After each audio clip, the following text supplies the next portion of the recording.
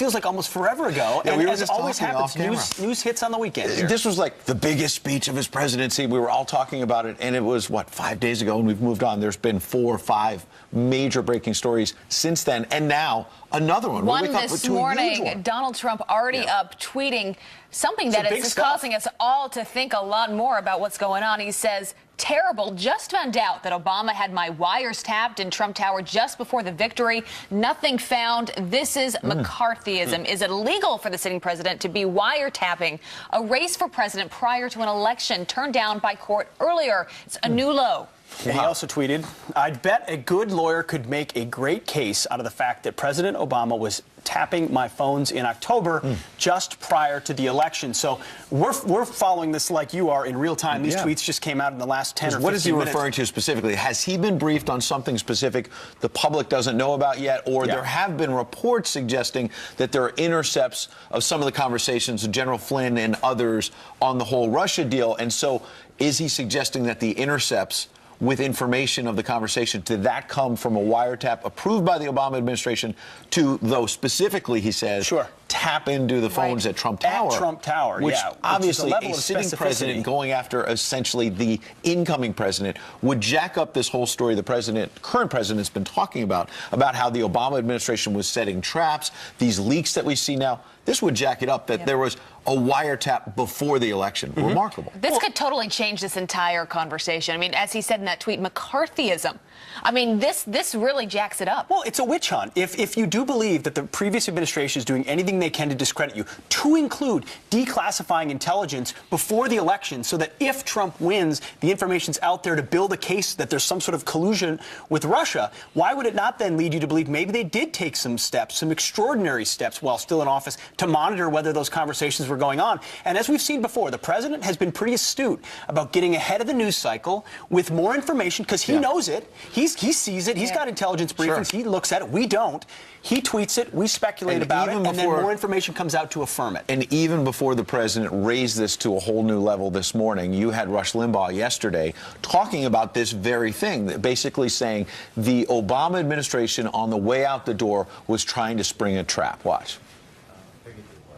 A silent coup that was put in place by Obama and the Democrats during the transition and before, even after the election. What is happening here is a full-fledged effort here to deny Trump the actual control of governing, of the government, by leaving so many Obama career people appointed, by going so slowly on confirming Trump's cabinet appointees. I'm telling you, if you want to find out who is really working together to sabotage the United States, you find the link between Barack Obama, Vladimir Putin, and the Russian government. That's the story. You know, the conservative talkers have been all over this. Rush Limbaugh, Mark Levin calling it a secret coup. You put it together, what's being done against this president. It's discredited. Now we're finding out it was formalized even beforehand. Pete, you are on President Trump. I am following his Twitter feed right now. Just 2 minutes ago. What's we the can't latest? barely keep up right now. Just 2 minutes ago, the president tweeted, how low has President Obama gone to tap my phones during the very sacred election process? This is Nixon Watergate. Bad or sick guy. Wow. I mean, that is a pretty apropos comparison, if that is what happened. Just to be clear, like we are getting this news directly from the president, from his Twitter account.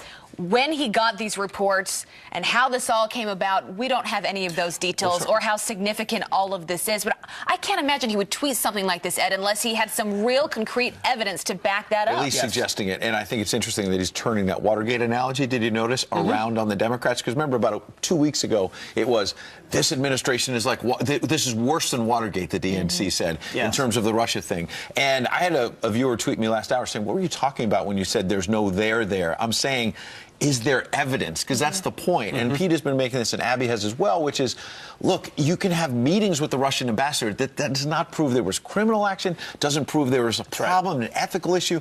The key is the content. Is there any evidence there? Is there anything behind it? Just talking to somebody, obviously Nancy Pelosi and Chuck Schumer have now found out, they met with the Russian ambassador too, so meetings don't mean that much. It's what actually happened. And so far, there's no evidence to back up the idea that there is a problem. That's what I was going to ask you, because as the American people are trying to wrap their head around all this, figuring out what is going on with this whole Russia and the leaks and the 4 investigations that are playing out. We are trying to understand it ourselves, and I think that is the problem, is what are Democrats ultimately trying to find in the end? What is their long-term goal? Tear down Donald Trump. But what I'll guarantee you from these tweets is that there's probably more facts behind these, based on what the president knows, than facts behind the articles we see in the failing New York Times and the Washington Post. I'm not kidding. You look at the headlines, you might as well think that there was collusion between the Trump administration and Even though the Russia. big New York Times story a couple weeks ago, in the middle, 20th paragraph or something said there's no evidence that this was a problem. They don't put that in the lead it's not or in the lead. headline. It's collusion, no evidence. But is that what they're trying to find, though, Ed? Because you've been covering to find some sort of evidence that suggests that there were not just phone calls,